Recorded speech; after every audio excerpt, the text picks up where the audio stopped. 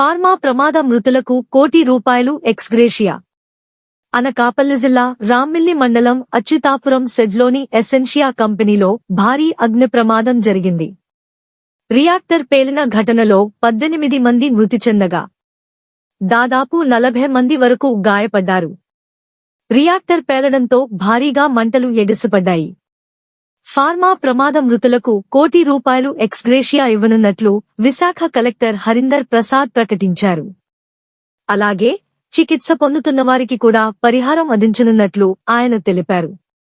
క్షతగాత్రుల గాయాల తీవ్రతను బట్టి నష్టపరిహారం ఇవ్వనున్నట్లు కలెక్టర్ తెలిపారు.